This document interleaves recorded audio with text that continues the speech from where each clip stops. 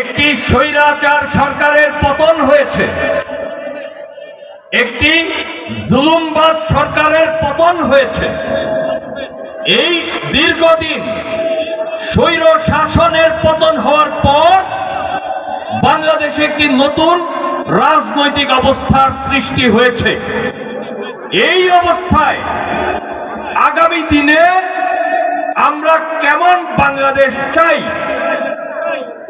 BNP কেমন রাষ্ট্র চায়, সেই কারণে আমাদের নেতা, আমাদের ভারপ্রাপ্ত চেয়ারম্যান জনাব তারেক রহমান ৩১টি দফা দিয়েছেন। সেই ৩১টি দফা জনগণের মাঝে প্রচার করার লক্ষ্যে আমরা এই সমাবেশ দিয়েছি। আজকে কালিহাতীর বিভিন্ন ইউনিয়নে আমরা এই সমাবেশ করছি, বাংলাদেশের জেলায় জেলায় আমরা এই সমাবেশ করছি। আমরা অনেক জুলুম নির্যাতনের মধ্য দিয়ে এখানে এসেছি। গত 15-16 বছর আমাদেরকে মামলা মোকদ্দমা দিয়ে জেলখানায় ভরে, আয়না ঘরে ভরে, খুন করে, গুম করে আমাদেরকে অনেক জুলুম নির্যাতন করা হয়েছে। এই পাইকরা ইউনিয়নে আমাদের নেতাদেরকে হত্যা করা হয়েছে।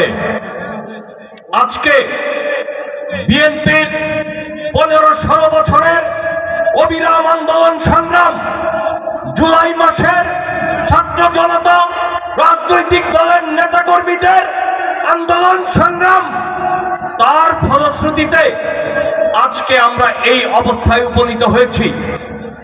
আমাদের নেতা, আমাদের ভারপ্রাপ্ত চেয়ারম্যান জনাব তারেক রহমান যে নির্দেশনাগুলো দিয়েছে, সেই নির্দেশনাগুলো, সেই বার্তাগুলো আপনাদের কাছে পৌঁছে দেওয়ার জন্য আজকে এখানে এসেছি। আমাদের সর্বপ্রথম প্রতিজ্ঞা, স্বৈর শাসক শেখ হাসিনা বাংলাদেশে যা করে গেছে, আওয়ামী লীগ বাংলাদেশে যা করে গেছে, বিএনপি ভবিষ্যতেও সেই কাজ করবে না, করবে না। বিএনপি সেই কাজ করবে না। আজকে বিএনপির নেতাকর্মী যারা আছেন, আপনাদেরকে প্রতিজ্ঞাবদ্ধ হতে হবে। স্বেচ্ছাসেবক দল, সমস্ত অঙ্গ সংগঠন, সহযোগী সংগঠনের নেতাকর্মীদের বলি, আপনারা যদি কোন রকম সামাজিক অপকর্মের সাথে জড়িত হন, যদি চাঁদাবাজি, দখলবাজির সাথে জড়িত হন, তাহলে সেই দায়িত্ব আপনাদের নেতা বেনজির আহমেদ টিটন নিবে না, বিএনপিও নিবে না। আজকে আমাদের নেতা, আমাদের ভারপ্রাপ্ত চেয়ারম্যান জনাব তারেক রহমান আমাদের প্রতি উদার আহ্বান জানিয়েছেন।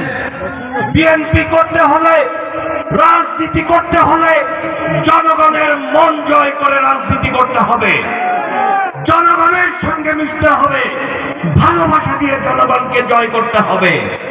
কালিহাতীতে বেনজির আহমেদ টিটো আরেকটা সোহেল হাজারি হওয়ার জন্য আসে নাই। জনাব তারেক রহমান যে নির্দেশনা দিয়েছেন, সেই নির্দেশনার বাইরে চুল পরিমাণ যাব না, আমি কথা দিলাম আপনাদেরকে। আমরা খুন হয়েছি, আমরা গুম হয়েছি, আমরা নির্যাতিত হয়েছি, আমাদের সন্তানেরা রাজপথে হত্যা হয়েছে, অনেক রক্ত ঝরেছে, রাজপথ রঞ্জিত হয়েছে। আজকে আমরা যদি সঠিক ধারায় আমরা রাজনীতি, আমরা যদি নেতৃত্ব দিতে না পারি, তাহলে সেই অত্যাচার, সেই রক্ত, সেই আমাদের সন্তানদের সঙ্গে বেইমানি করা হবে। কাজেই আমাদেরকে প্রতিজ্ঞাবদ্ধ হতে হবে। আগামীতে আমরা একটি গণতান্ত্রিক বাংলাদেশ প্রতিষ্ঠার জন্য সংগ্রাম করেছি। আমরা বিগত 15 বছর, আমরা আগামীতে একটি গণতান্ত্রিক রাষ্ট্র প্রতিষ্ঠার জন্য এগিয়ে যাব। আমরা মানুষের ভোটের অধিকার প্রতিষ্ঠা করব। ভোটের অধিকার প্রতিষ্ঠার জন্যে আমরা সংগ্রাম করেছি। এত জুলুম করা হয়েছে আমাদের উপরে, এত নির্যাতন নির্যাতন করা হয়েছে। এই জুলুম নির্যাতন আমরা কেন সহ্য করেছি? মানুষের ভোটের অধিকারের জন্যে। আমরা এই জুলুম নির্যাতন কেন সহ্য করেছি?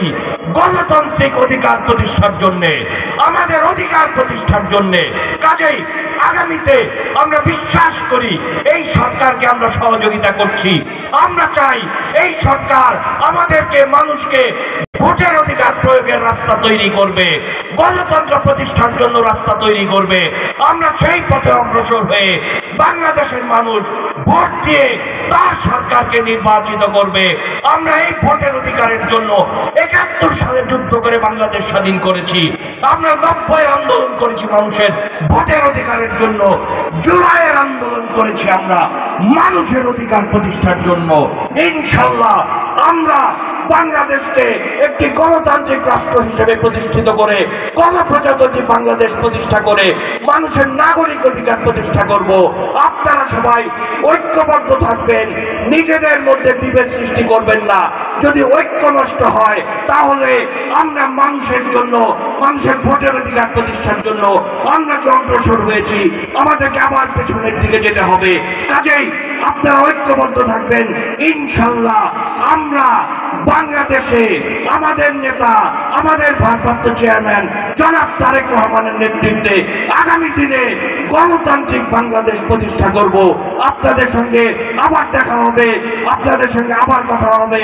আমরা ওয়ার্ডে ওয়ার্ডে মিটিং করব, আমরা দুয়ারে দুয়ারে, উঠানে উঠানে বৈঠক করে আপনাদের সঙ্গে আরো আন্তরিকভাবে কথা বলবো। আমাদের জাতীয়তাবাদী দল জিন্দাবাদ, দেশনেত্রী বেগম খালেদা জিয়া জিন্দাবাদ, শহীদ রাষ্ট্রপতি জিয়া রহমান অমর হোক।